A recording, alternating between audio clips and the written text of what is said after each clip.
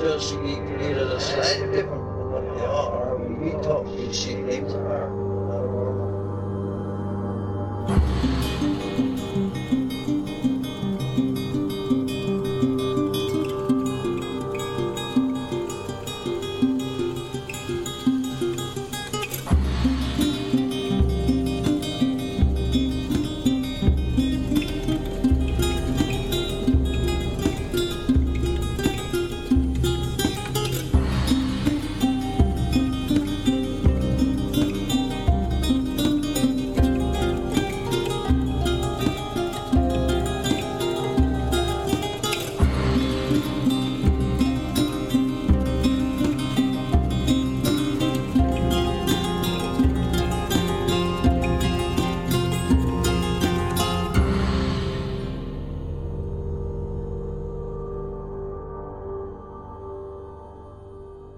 Welcome to Strange Familiars. How you doing tonight, Allison? I'm doing okay.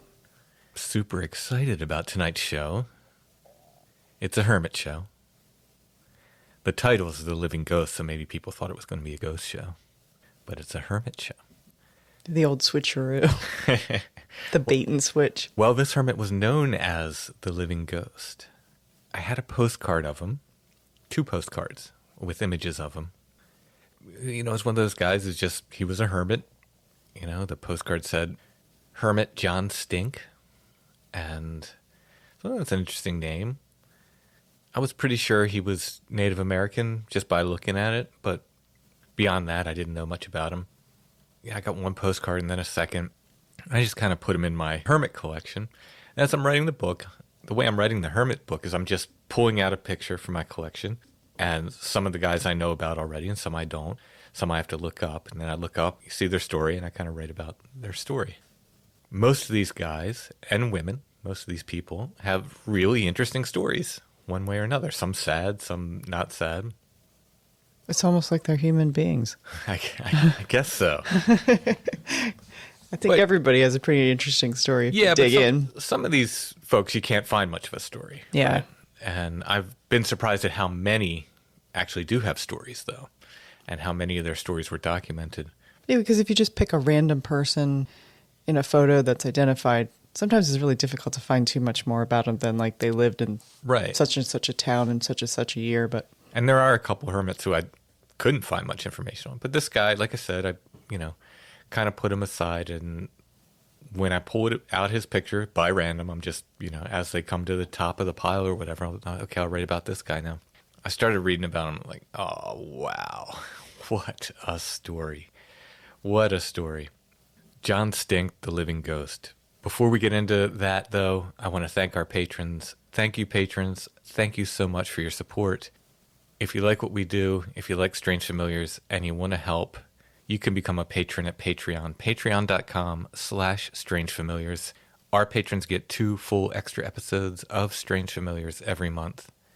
Again, it's patreon.com/strangefamiliars. So before we get started talking about John Stink, I want to read a kind of caveat here. Is this part of our normal historical caveat that we tend to do? It's going to be that plus, yeah. Okay. Parsing truth from legend when it comes to John Stink may be nearly impossible. The information for this podcast was taken from a combination of online sources and newspaper articles from the time of John Stink's life. We wish to be respectful of Osage culture. It should be noted, therefore, that the legends attributed to John Stink and the Osage people may not reflect the actual beliefs of the tribe, as much of the information was being reported by white reporters and published in non-indigenous newspapers. We would welcome someone from the Osage Nation to come on the show and discuss their culture and beliefs in terms of death, ghosts, and John Stink. I don't know if that would ever be possible, but thought we'd put that out there. As we often note, we will be reading newspaper articles from the early 1900s having to do with John Stink's life. Many of the terms in these articles would not be used today. The language and attitudes expressed in these newspapers did not represent our beliefs or those of Strange Familiars in general. Also, please forgive our pronunciation. As ever, we will do our best.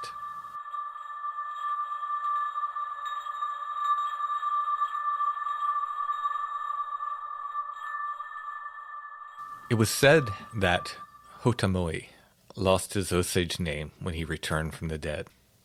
His people shunned him and refused to call him by his given name, which was said to mean rolling thunder, and dubbed him instead John Stink.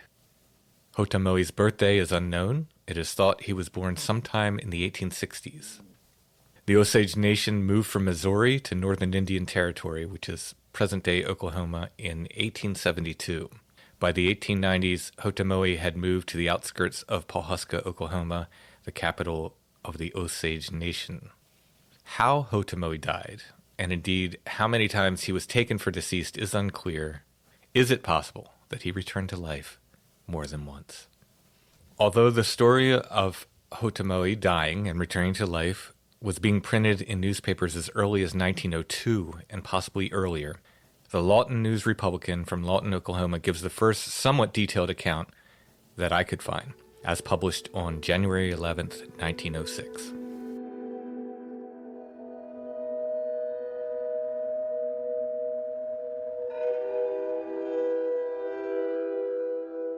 Was buried but arose the same day.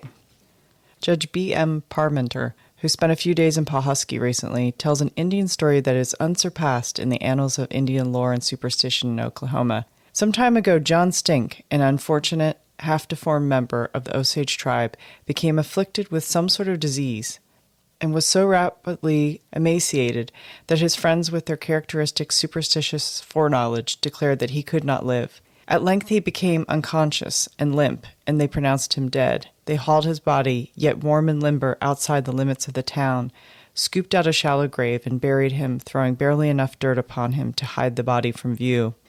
That same evening, John Stink regained consciousness, shuffled off his shallow dirt covering, arose, and walked back into town. Some Indians observed him coming up the street and became frightened, almost in a panic. The news spread among the tribe, and they declared that it was the spirit of Stink, for he had surely died and was buried. They feared him and avoided him, and to this day he is an outcast, homeless and friendless among his people. They yet look upon him as a spirit, yet believing the real man dead and in his grave. Stink strolls about the town during the day and talks to no one. When evening comes, he curls up in an old blanket at the entrance of an old trading store and sleeps. One may pass that way any night or at any time of night and observe him.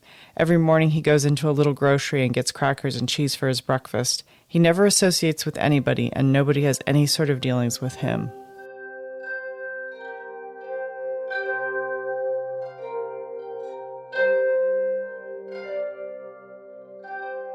The Muskogee Daily Phoenix and Times Democrat from Muskogee, Oklahoma, told a somewhat different story less than 2 weeks later.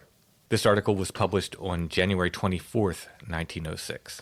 And this one is entitled, Outcast of the Osages.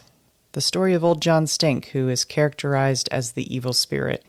He was buried alive, regained consciousness while Medicine Man was chanting the last ceremonies, and caused the Indian to flee in terror. Which you don't know old John Stink. Why, everybody in Pawhuska and everybody in the Osage Nation knows John. No, you don't know him? Well, then I'll tell you about him, said Ian Uri the other evening while sitting in the lobby of the Turner smoking a good cigar. 25 years ago, John was one of the most distinguished Indians of his tribe. He was brave, proud, a good fighter, and a good hunter, and had all the proclivities which go to make up an Indian of above the average type. There was nothing in the tribe too good for him. Although he was but 25 years old, he was often consulted by the wise men in the tribe on questions of importance which arose. But today he is an outcast, hated by his people and characterized by them as the evil spirit. Why, do you say? Merely because he was taken ill one day and swooned away. There was much mourning among the members of the tribe, and especially one Indian maiden who had fallen in love with John. John was buried for dead, but before the medicine man had completed his ceremonies, John sat up, rubbed his eyes, and spoke. The Indians fled in terror from the grave, and John was obliged to crawl to the home of a white settler to get food with which to nourish his body back to its normal strength. From that day on, John was an outcast. His name was not Stink, but he was named that by the Indians. Not an Osage on the reservation will have anything to do with him. They will not even look at him. The white settlers built him a house on the reservation, and several years ago it was burned to the ground by the other Indians, and John barely escaped with his life. He is now fed by the merchants and white men in Pawhuska. He is a proud old fellow. He wears a blanket of the highest color, a fine hat with a real loud feather, and struts about the town as if he owns it. When night comes on, he gathers his blanket about him and sleeps on the sidewalk in front of a certain store. He's been an outcast so long and called a devil and one of the evil spirits that the old man really believes it himself. He not only believes it, but glories in it. He has a number of favorite loafing places about town where he sits for hours, alone, smoking his pipe with a grave and lonesome look upon his regular face. For 25 years he is not associated with his own people. This is the most peculiar thing I have ever heard, but it's true, every word of it. So you're already getting a hint of, like, I guess the outright racism. The Indians are superstitious, et cetera, et cetera. And even down to the fact that they talk about him sleeping outside of a general store, almost as if he is the living embodiment of, like at the time it was very common to have a quote-unquote wooden Indian outside of a store. Oh, I didn't place that. Yeah. That is actually true, though. There are photos of him Really did sleeping outside that Okay, store. all right. But I just thought that was maybe just like a racist stereotype that among all the other ones.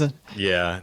So I think what you can typically glean are sort of the skeletons of a story, right, even if it's shrouded in all of this right, historically racist junk.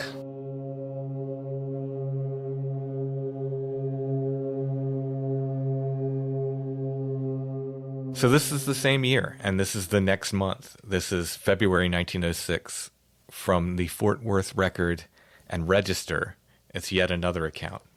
And this one is entitled John Stink, Outcast. Strange story of Osage who refuses to sleep under shelter. During the coldest night of the winter, John Stink, a full-blood Osage, was induced to sleep in the office of the Capitol Hotel. It is perhaps the first time he has spent a night under the roof of a hotel or dwelling house for many years. It is certain that it is the first time this winter, despite the exceeding cold. This Indian is a peculiar character, and therefore the reason for his living out of doors. As an Osage, he is possessed of considerable wealth, yet he is the poorest person in the world. He is nearly 50 years old and has no relatives. He is an outcast among his tribe. He is supposed by his tribesmen to be possessed of an evil spirit, and for this every Indian shuns him as a viper. This antipathy has existed for years, and as the story goes, has arisen from a burial of John for dead and his coming back to life again. After an illness that lasted for a long time, his tribesmen thought him dead, and he was buried according to the primitive customs of the Osages. This was to cover the body with stones to a sufficient depth to prevent the wolves from getting to it, and he was placed on the top of a hill used for a burying ground, and the stones piled over him. But he was not dead. His strength returned, and he was able to wriggle out from among the stones and eventually recovered. Since that time, no Indian will have anything to do with him. He beats about in the country surrounding Pawhuska, camping under the trees and sleeping in sheltered nooks about town when he is here, but always refusing to sleep under a roof. The night when he was induced to sleep in the hotel office, it was bitterly cold, and the old Indian had wandered about until he was almost frozen, when some white men almost forced him to go into the hotel and stay. The night before he had slept out of doors under a big tree. He had a big fire and only a little clothing. He seems able to endure a wonderful amount of exposure, and this old Indian seems to have absolutely no aim in life, no hope, no pleasure. He is simply existing until the end. Once again, we're just reading the articles from the time to get some semblance of the story, and, we kind of apologize for the attitudes expressed. There's a lot of white saviorism going on here.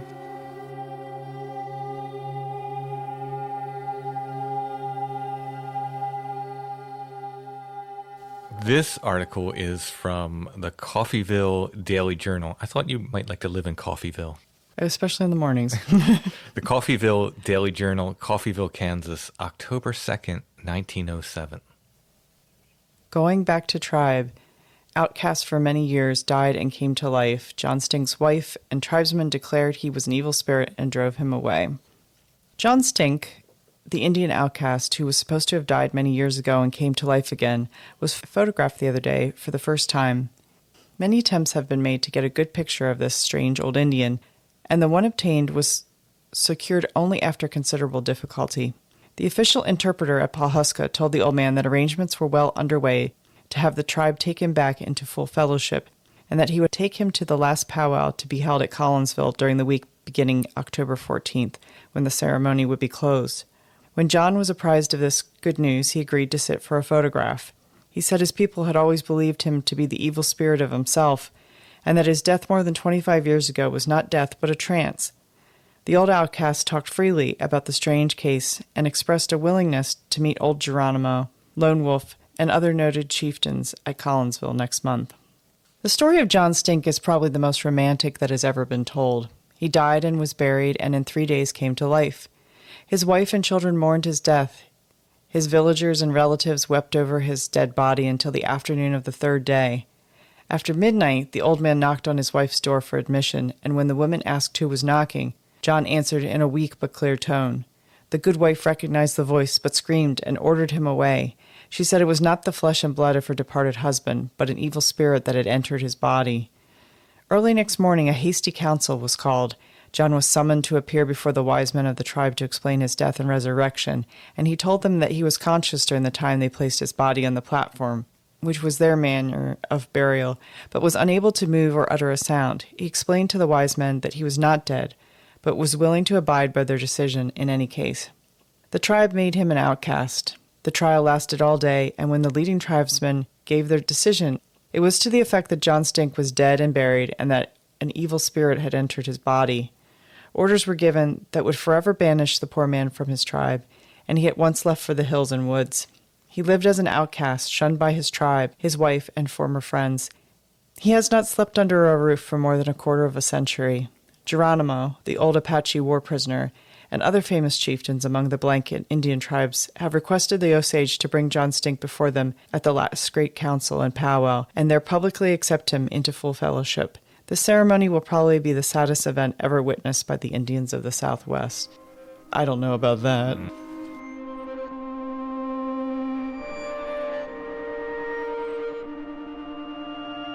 The Ponca City Daily Courier from Ponca City, Oklahoma, on November 17th, 1908, had John Stink dying 3 times. They also give another Osage name for him, but I don't think it's correct because Hotamui is the one that seems to be used, or some form thereof, most often. This is the only place that this name appears, so I don't think it's correct. Old John Stink again, the famous Osage oddity who was 3 times buried. The following story of Old John Stink, the famous Osage Indian, is being printed by the papers again.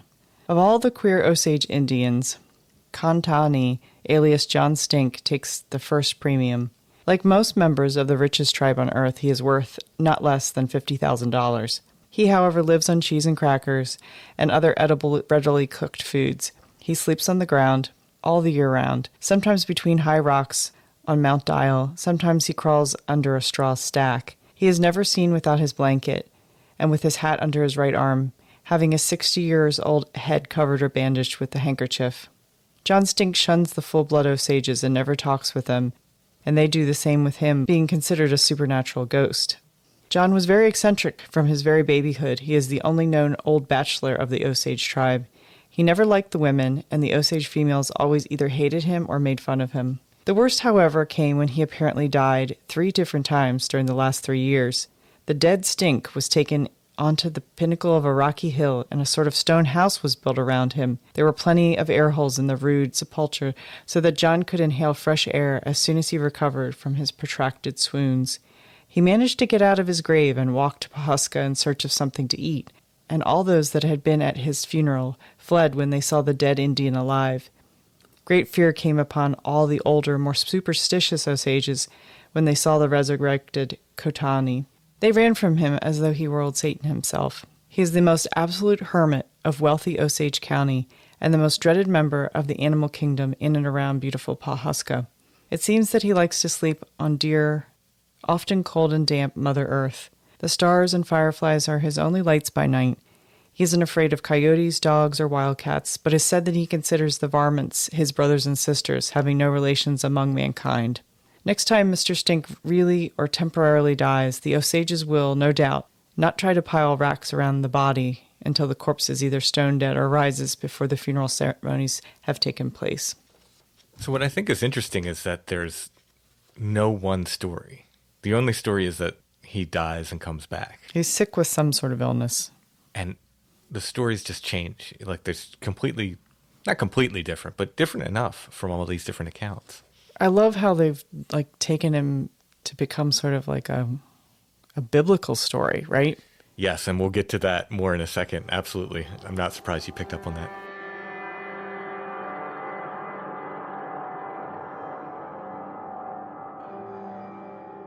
This is an excerpt from an article published in the Daily Ardmorite, Ardmore, Oklahoma, May 31st, 1914. Many years ago, Stink got drunk and fell by the roadside. A party of Osages found him apparently dead. They built a crude mausoleum of stones, and in this they laid his body. Then they went their way and told that Stink had been found dead, and that they had fittingly buried him after tribal custom. Stink, however, soon slept off his stupor, and bursting through the stone burial pile, walked into Pawhuska. The Osages believed that his body was dead and that his spirit was walking the earth, and from that day on, no Osage has addressed either a word of greeting or a curse of anger to Stink, and the white citizens soon came to follow their example.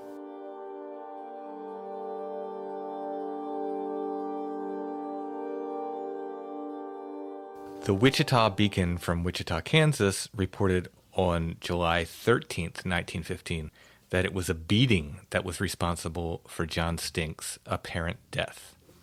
Otomoe was left an orphan at the age of 10, and 2 aunts undertook to bring him up as best they could.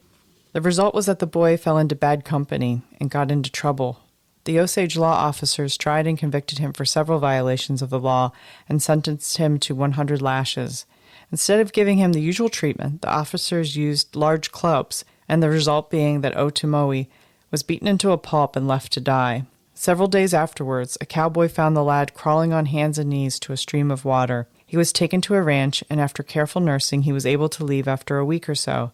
He was next seen emerging from a cave where he lived in winter. He has since that time lived in the woods. Here's your biblical stuff. I noticed that too. So in this article, he's emerging from a cave after being, dead. Yeah, in the other article, instead of saying it was like later on that day that it came back, it was 3 days later. 3 days later. Right? Yeah, it's very interesting. Definitely echoes of some biblical stuff there.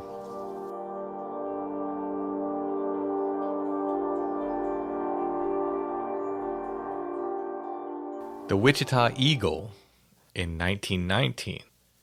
So we're going all the way from, like I said, I found mentions of this story in 1902. Mm-hmm. The first kind of detailed account that I could find is 1906.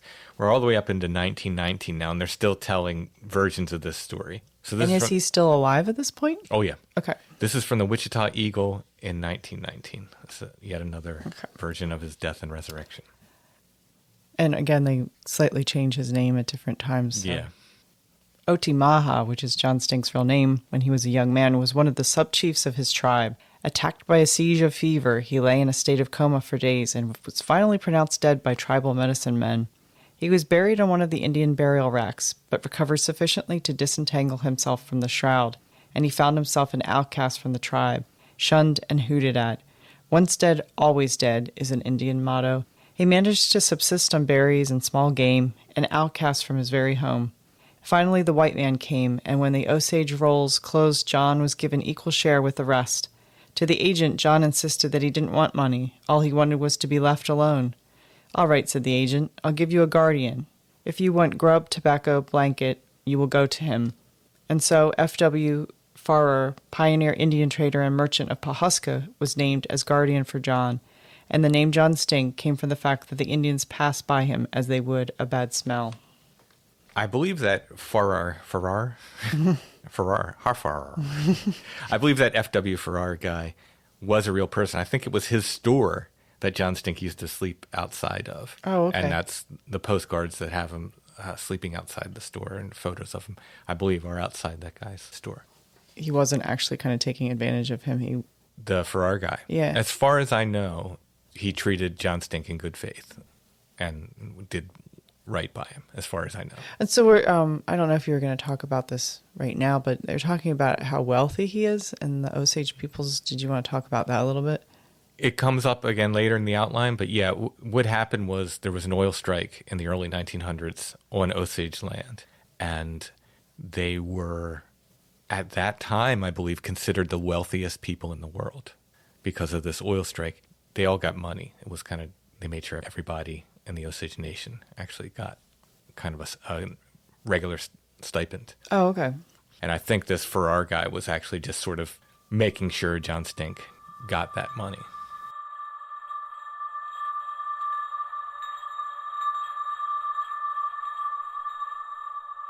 The Morning Tulsa Daily World from Tulsa, Oklahoma, printed another version on October 19th, 1919. Now, they admitted this was a fictitious account, but it is one of the stories that had gone around about John Stink. And this is entitled, Everyone Knows John Stink. John is famous over Oklahoma for his eccentricity. Wild tales are told of his history, and among them the following, which old residents of Pawhuska discredit. It's said that John at one time was a chieftain and led by his warriors in battle with the Creeks. In the melee, John was wounded and stunned and was buried according to custom beneath a pile of rocks, having been judged dead.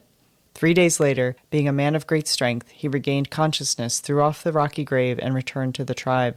But the tribe refused to admit John to the confines of the camp. Its members believed him to be a spirit, and as such he was barred from association with those of his race. He had always detested the white man, and upon being cast out of his race, went into seclusion, and has since lived with a number of precious hounds as his only company.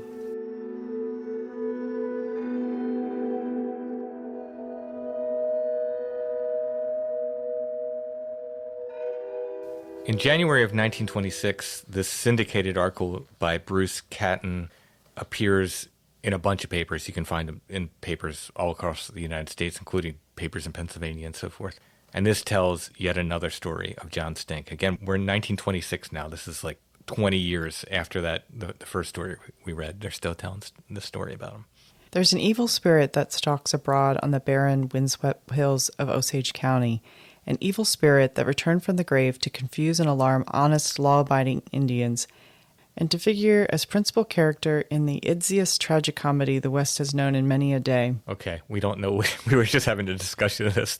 I don't know what that word means. Idsiest must be a term from the time, from I apologize if it has some horrible meaning that we don't know about, which is entirely possible. It's absolutely possible. So many of these articles do. Again, we apologize. We're just reading the articles to try to get the sense of the story of John Stink. Which things emerge as close to a factual account.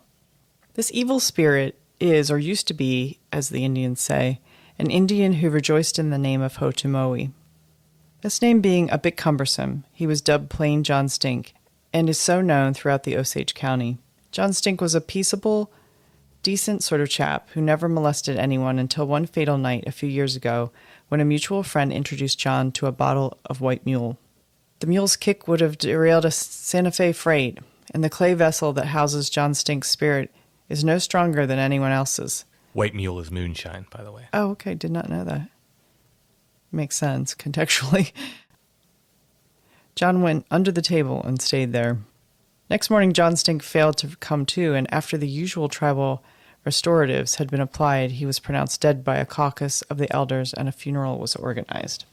John was carried to a barren hill, placed in a sitting position near a huge rock, and gently covered with small stones, brush, and the like. But John Stink was not dead. He was only boiled just a wee bit harder than usual, and so the next morning he awoke to find himself sitting among the rock pile, possessed of a great hunger, a powerful headache, and a thirst of the type that moves mountains. John extricated himself with difficulty and headed for camp. In the chill dawn, he came over the horizon. The women were cooking breakfast, and one look at John Stink, who had been laid to rest only yesterday, was enough. The howl they let out was heard up in Wichita, and it was noon before they stopped running. The camp was left utterly deserted, save for John Stink, who proceeded to refresh himself on the whole tribe's breakfast. But Indians are hard folk to convince, and the tribesmen would not come back. John Stink had died and been buried, and that was all there was to it. If he stalked about and talked and ate, it was only proved that he was a ghost, and ghosts are no more popular in Osage County than anywhere else. So John Stink became an exile, a friendless wanderer over the barren hills, and he erected a little tent in an almost inaccessible section of the county and lived there the life of a hermit. 5 or 6 lanky dogs kept him company, and they were the only creatures who would associate with him. The Indians shun him to this day. John Stink used to come into Pawhuska to buy supplies, but once his 5 dogs came in with him and were shot by the unfeeling police, so John declared a boycott on Pawhuska. He never leaves his lonely camp, and if anyone approaches, he flees immediately. A white man, the only man who has talked with John since his funeral, brings him his food and other necessities twice a week. No Indian will go near him. To them he is still a ghost. He was dead and buried, and that ends it. So John Stink lives alone with his dogs.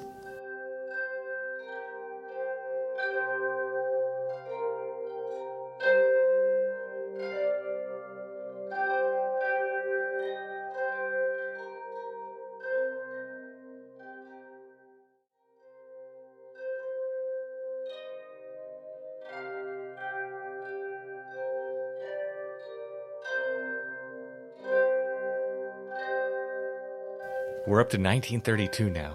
They're still telling his... Is John Stink still alive? He is. Wow. They're still telling his story. In 1932, the Daily Oklahoman reported that tuberculosis was responsible for John Stink's death or death-like state. 35 years ago, John Stink was a young man in his 30s living near Fairfax. He was sick with tuberculosis. One day, friends, finding him stiff and still in his blankets, carried him out on a hill, laid him on top of the ground, Indian fashion, with his shield and medicine mysteries under his head and bow and trophies at his side, and covered him over with rocks and left him. One more Indian gone to happy hunting ground. But John Stink was not off for the chase. There were more squirrels for him in the tree in the Oklahoma woods. Arousing from the state of coma his friends had mistaken for death and buried him, he arose, shook off the rocks, gathered up his shield, bow, and trophies, and tramped back to his cabin. Dying might have been hard for John Stink, but coming back to life was a lot harder. The first Indian he met on his return from the grave turned and ran at the sight of him. This puzzled him, but he learned what was wrong when he stopped at a neighbor's house to borrow a pipe of tobacco. The neighbor also ran. Sick and lonely, all the Indians believing him to be a ghost would have nothing to do with him. John was forced to leave his home and made his way to Pawhuska, where he succeeded in convincing the people at the trading post he was real enough to need food. He took up residence in the alley at the back of the trading post, an outcast, his only friends, 5 mongrel dogs, which ate with him and slept with him, and when the weather was bad, he slept in a goods box provided by the kindly trader, but most of the time he slept out on the open ground.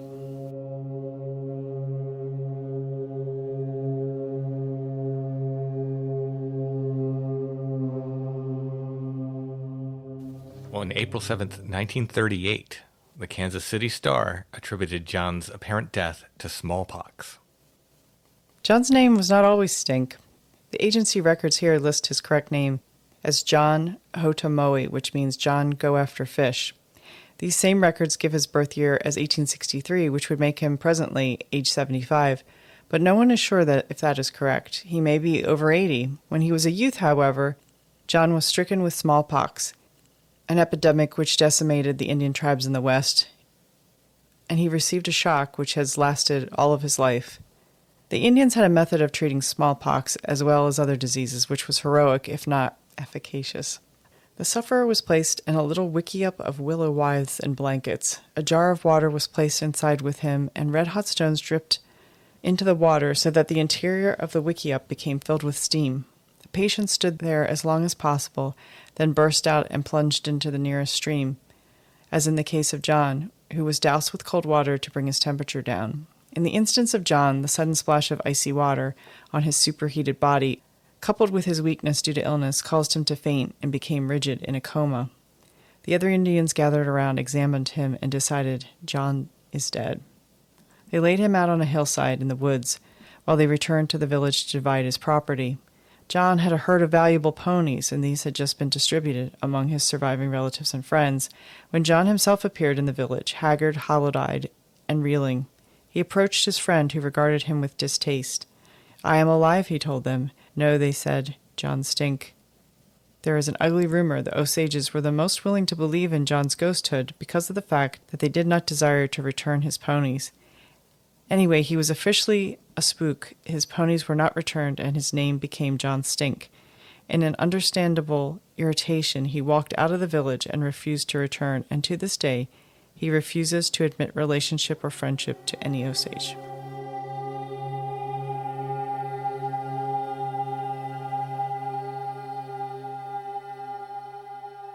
So there's a website called the Pawhuska Guide, and they note that Hotomoe was found in a snowbank, unconscious, by nuns from the Sisters of Loretto Catholic School. He was thought to have frozen to death, but revived a short time later. And I'm not sure if this is an additional death or this is explaining what happened originally. His original death and resurrection.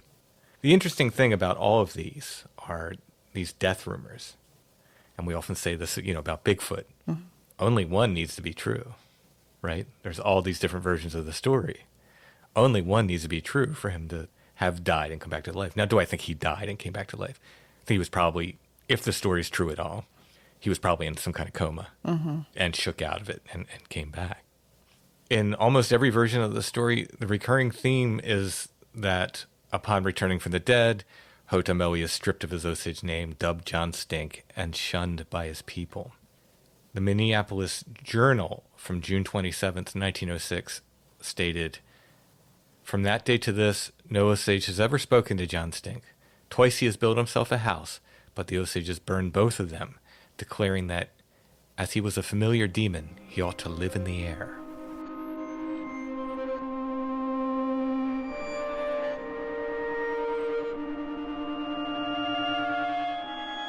So there's a lot of mystery around John Stink. But what do we know about the actual man? He was an imposing guy.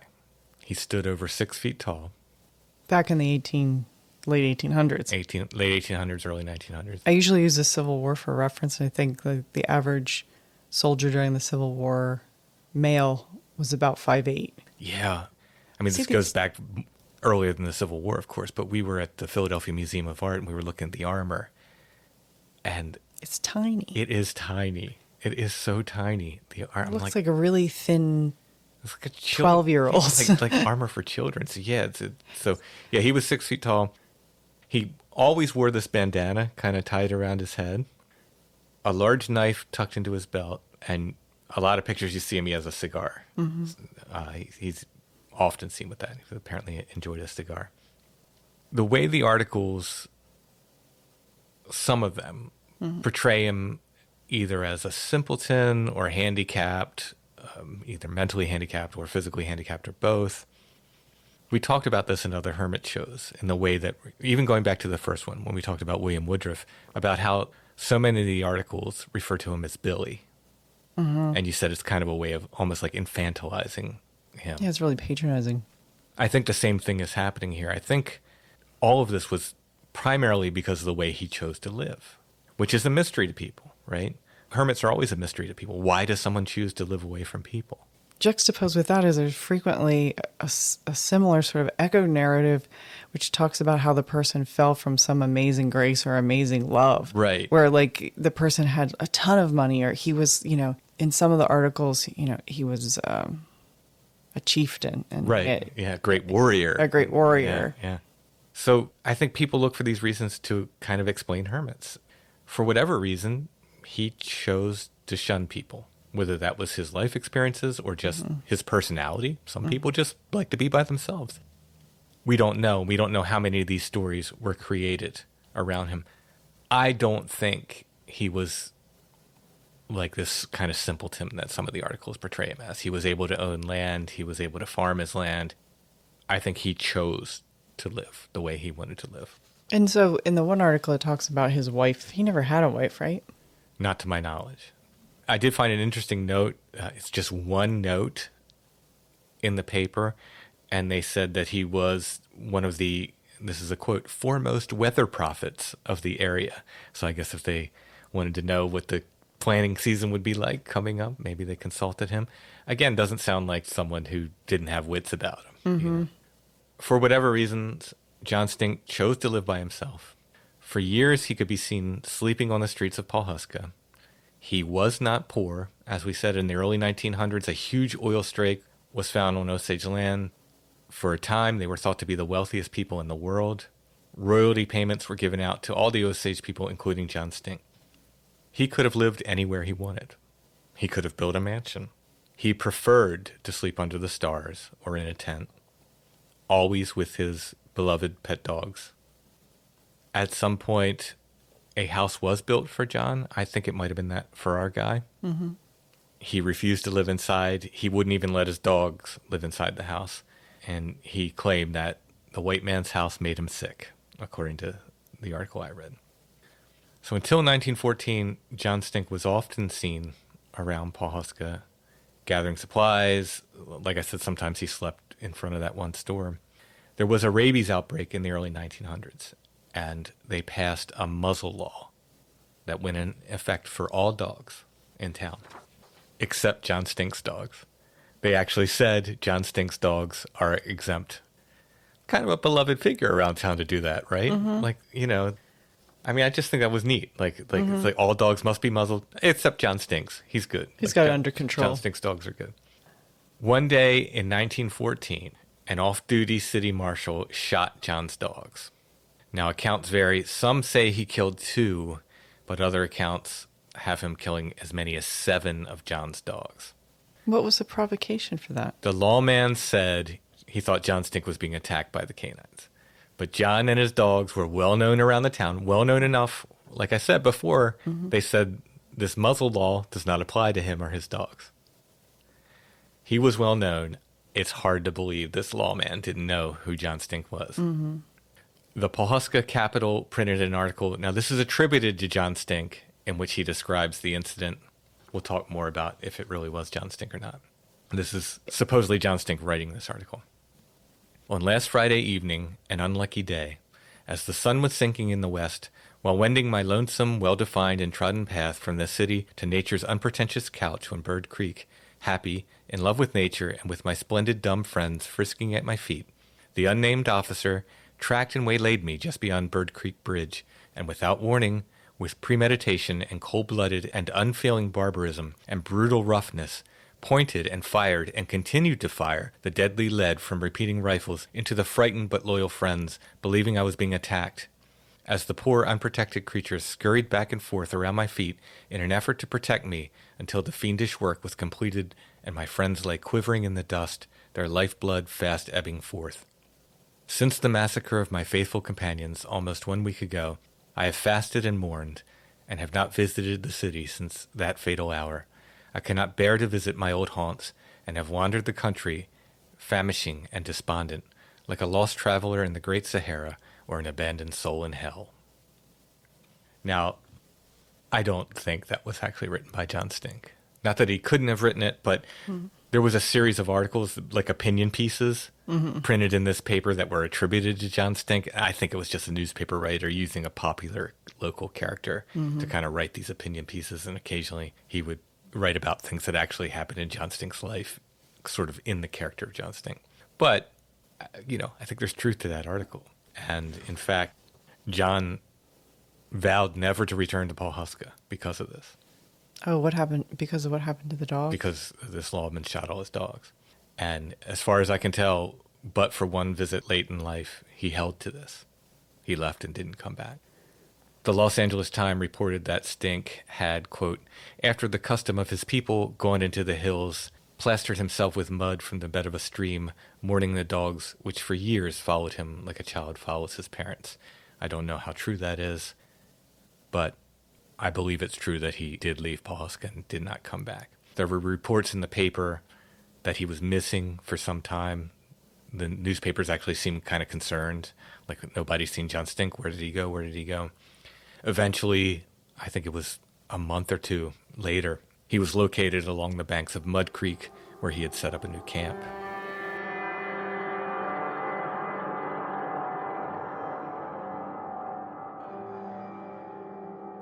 After some time, the oil allotments allowed John to purchase some property. Again, I think this speaks to him just wanting to be left alone.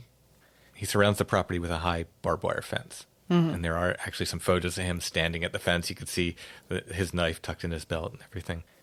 His land was beside the Pawhuska County golf course, and they said he would stand and just watch these golfers and just laugh at them. Just like, what a ridiculous thing, you know? I did find an article that noted he was growing mezcal beans on his property. They are an intoxicant and a hallucinogen, sometimes used for ritual purposes. I mean, are they related to mescaline? No, it's just a coincidence. Okay. I think mescaline is what in peyote. Yeah. Yeah, I think it's a similar name, basically. Okay. Yeah. Eventually, John Stink gradually acquired a pack of new dogs. The saying was that if there was any stray that found its way to John Stink's doorstep, he found itself a new home. Aw. Which is sweet, yeah. At some point, he bought an automobile, but he never learned to drive. I love that. They said he would just sit inside the parked car, treated it as kind of furniture. What year was that? The teens? He would have bought the car in the 20s or early 30s, probably.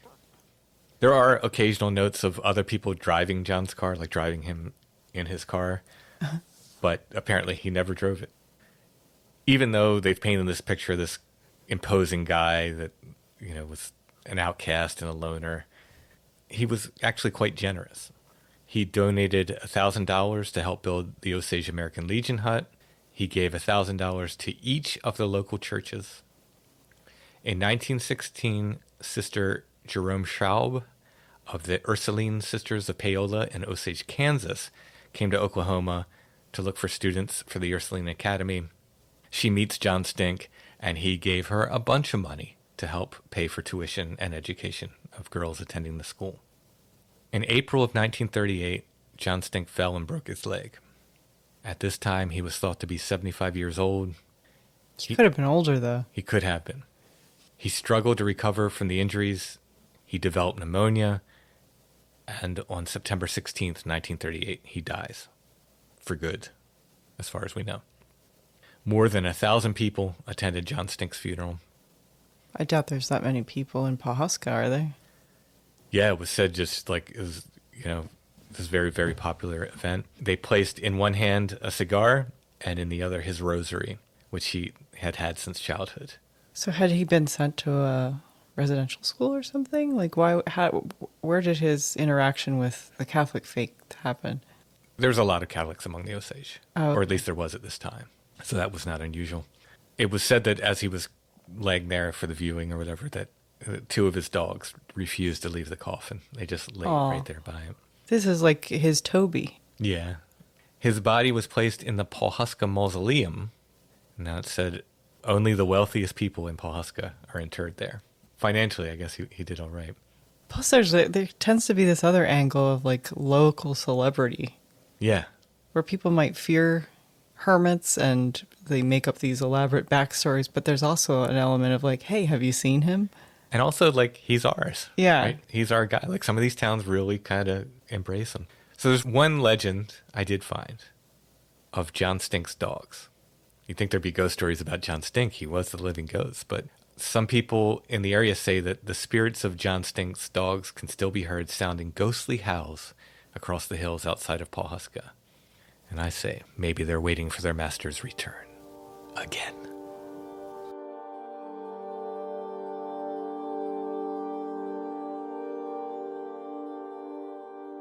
What do you think John Stink was sick with initially? I don't know. Could have been any sort of fever that could have overtaken somebody. Yeah, I think I'm thinking of that scene in Deadwood where they drag the guy out to the woods. Oh, he had smallpox. He has smallpox, and then miraculously he walks back into town like a week later. Yeah, they left him for dead. Yeah.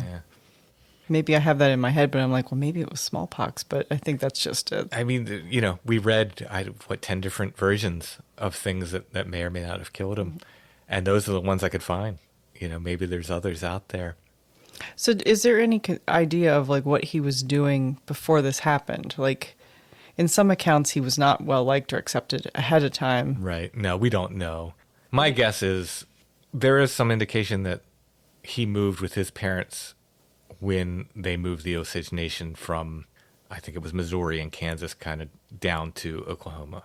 Okay. To what was, some of these articles are early enough where Oklahoma isn't even a state yet. It's coming from what they call it, Northern Indian Territory or something. It was like. Oh, okay. So I think he kind of shows up. He kind of moves to the area and just shows up in Pawhuska one day, I think. But I don't know. There's really no clear record of his youth or anything. It's like, how was he introduced to Catholicism? I don't know, other than I know Catholicism was not uncommon among the Osage people at that time. There was a Catholic element. But it's such a fantastic story, right? And how much of it is legend, how much of it is truth, I don't know. I know There's been stories about him printed in Western magazines that kind of retell the story, modern Western magazines that retell the story. Lots of websites retell one version of the story or another, including, like I said, the Pawhuska Guide. But which is the real story? You know, I don't know if we'll ever know, but we're left with this legend. Went from just like, oh, cool, like another hermit, to right up to the top of my hermit list, you know, not the very top. That always goes to the first guy, William Woodruff. But John Stink, I really love the story. I like that you get these legends and then you get these facts that show, like, there's something else going on here. Like, he was a generous guy. He donated all this money. I mean, $1,000 at that time. Very generous. Yeah, very, very generous. And, you know, he's paying tuition for people and stuff. It's really neat. So, weren't there other hermits that had money that were very generous when they died? They had actually made wills and yeah. I mean, the problem is there's, like, you almost hate to, well, it doesn't matter anymore because all these guys are past now. But so many of these hermits had legends that they had, you know, money buried in their backyard and stuff, that a lot of them got robbed and stuff because people just, you know, these stories would go out like, oh, he's actually really wealthy, even though he just lives in a shanty up there. like Nelson Raymeyer. Yeah. He lives in the holler, but he's got tons of money. Right. In John Stink's case, it happened to be true. Yeah. But, like, he didn't have the money on him, though. He had that guy, you know, manage his money for him. So, yeah, it's interesting. So, John Stink will be in my Hermit book, which is forthcoming, I don't know, hopefully this year. Hopefully I get it out this year. Along with many, many more hermits. We'll cover some more as we go on here.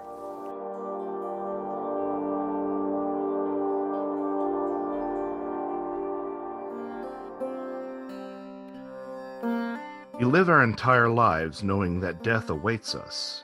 Many believe that some part of us endures. Eyewitnesses swear to have seen spirits of the dead haunting the living, and even appearing during alien abductions. Is the UFO mystery reaching out to us from beyond the stars, or from beyond the grave? This staggering implication demands not only scrutiny of the UFO phenomenon, but near-death experiences, ancient monuments, ley lines, the Feyfolk, cryptids, and more. I'm Joshua Cutchin. I'd like to invite you into the Ecology of Souls, a new mythology of death and the paranormal, a comprehensive theory of all things supernatural framed through the lens of our final transition. Join me as we journey from the depths of prehistory to the present, from the outer space of the cosmos to the inner space of the self. Ecology of Souls, Volumes 1 and 2, now available from Amazon in print and as a combined ebook. Welcome to the Ecology of Souls.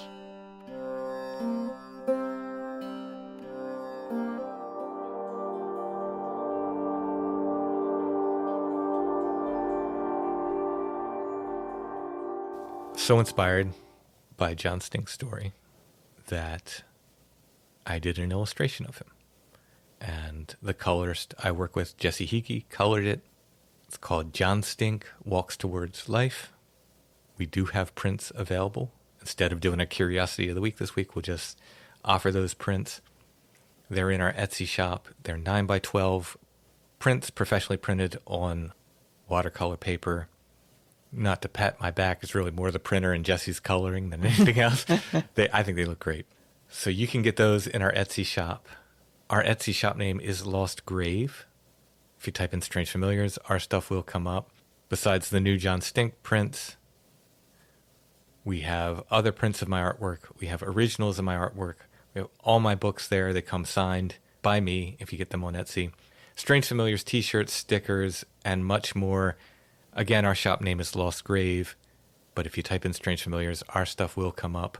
While you're on Etsy, make sure to check out our friends at Karmic Garden, and Chad's shop is Ruck Rabbit Outdoors.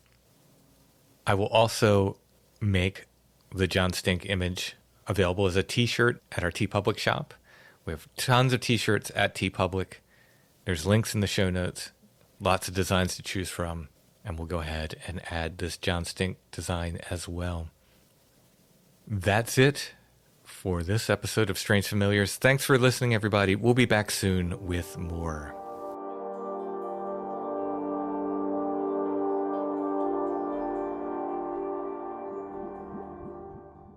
Wyoming Valley Ghost Tours presents Transcendent Paranormal Conference and Vendor Fair.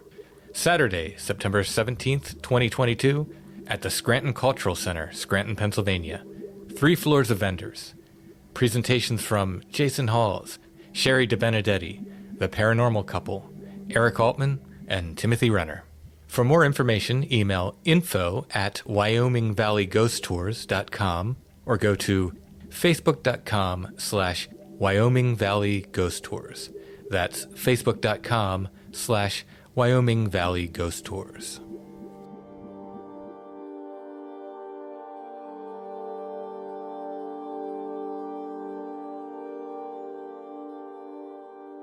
Strange Familiars is a production of Dark Holler Arts, music, books, art, podcasts, and more. Intro and background music is by Stone Breath. If you want to hear more or purchase music by Stone Breath, you can go to stonebreath.bandcamp.com. We are on Facebook, facebook.com/Strange Familiars.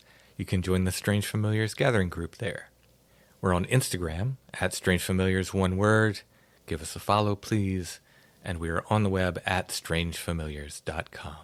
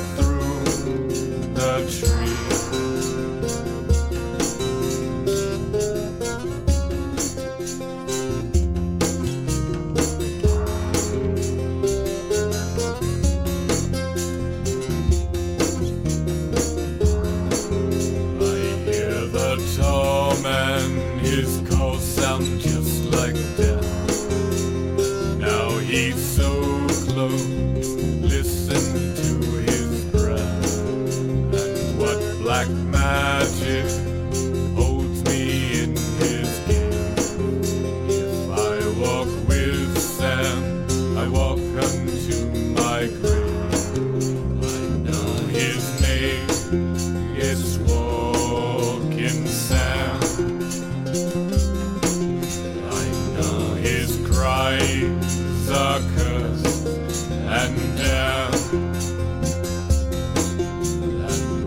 he's calling